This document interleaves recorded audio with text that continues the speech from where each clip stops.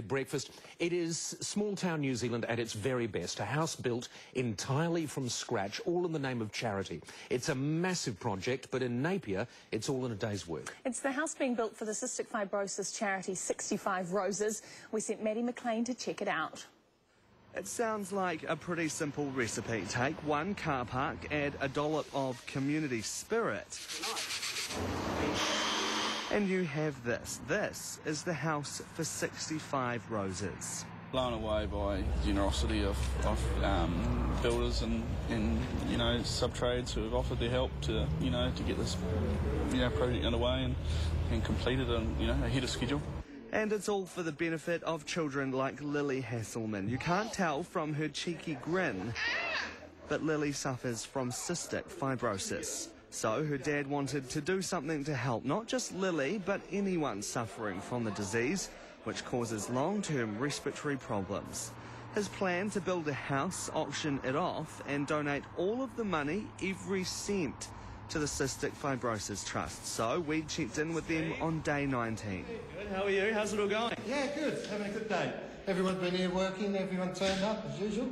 It's a big project you guys are taking on. Oh, it's fantastic. It's just huge, but what a good reason to do it for, Everyone just seems to appear from nowhere and says, can we help? And that's the key here. It's not just the house that Lance built.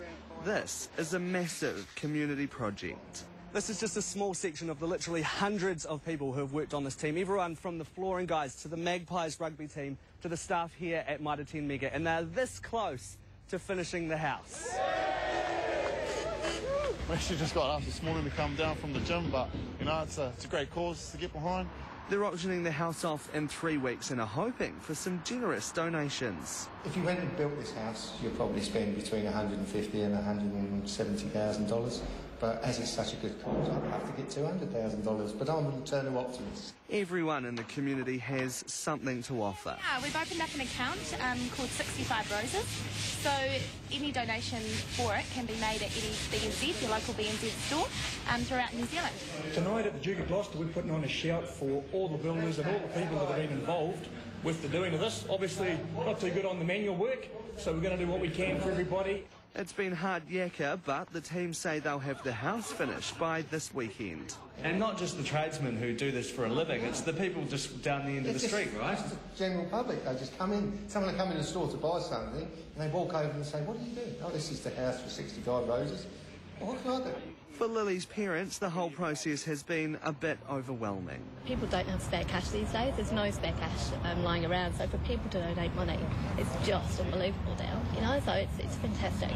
The community has been amazing. Yeah, really amazing. But all it takes is to come on site and meet Lily, and it's easy to see why this has become Napier's big little project. She is so gorgeous. That little Lily is just divine. And I tell you what, she had quite a little crush on our Maddie McLean. She just thought he was wonderful, apparently, to the point that she wouldn't even let her own mother buckle her into her car seat. She had to have Maddie. How lovely is that? And I think actually the feeling was mutual the other way too. If you were wondering where the term or the name 65 Roses came from, it came from a young boy who couldn't say cystic fibrosis.